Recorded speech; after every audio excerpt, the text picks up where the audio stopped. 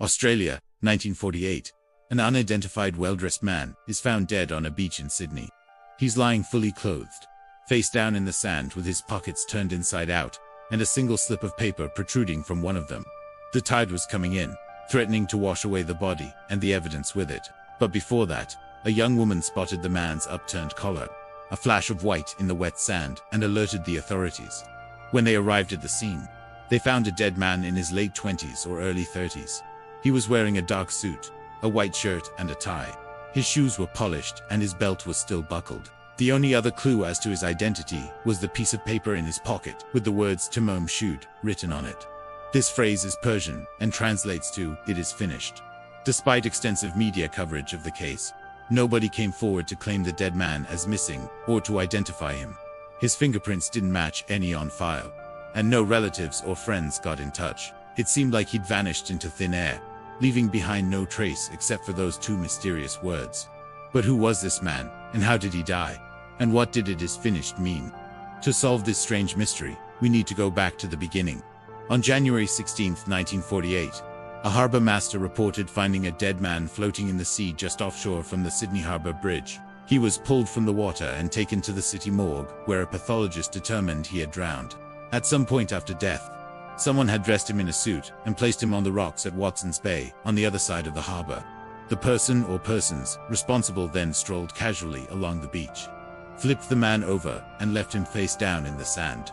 As the tide began to rise, lapping at the dead man's feet, they scribbled Tamam Shud onto a piece of paper and tucked it into his pocket. Why they did this would become one of many unanswered questions in the case. An investigation was launched but led nowhere.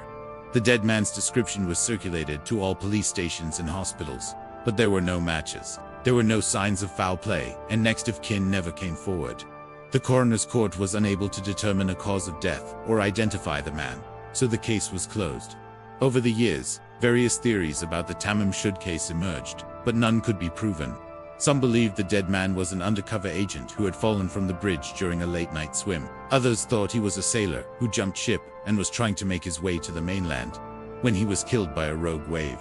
Still others believed the man had been murdered and his body dumped in the water to make it look like a suicide. There were even wilder theories. Some claimed the dead man was an escaped mental patient or a spy who had come to Sydney for the 1938 New South Wales State Exhibition, which showcased the latest in technology and engineering. One writer went as far as to suggest the unidentified man might have been an alien who had crash-landed on Earth and was subsequently killed by government agents. Of course, there is absolutely no evidence to support this claim, and while it's fun to speculate about what might have happened, the truth is, the Tamam Shud case remains unsolved to this day. The dead man was buried in an unmarked grave in Rookwood Cemetery, and his identity is still unknown. But why? If he truly was a spy or an escaped mental patient, why wasn't more effort made to identify him or claim his body? And if this was a murder, most foul, why was the killer so sloppy? Was the killer trying to cover their tracks, or were they trying to draw attention to themselves? And if so, why? These are the questions that continue to plague the Tamam Shud case, a mystery that has fascinated the Australian public for over 70 years. All we know for sure is that on January 16, 1948, a man died. He was dressed in a suit and his pockets were turned inside out. Before the tide washed away his body, someone wrote Tamam Shud on a piece of paper and dropped it into his pocket. Then they strolled away and left him to die alone on a beach in Sydney.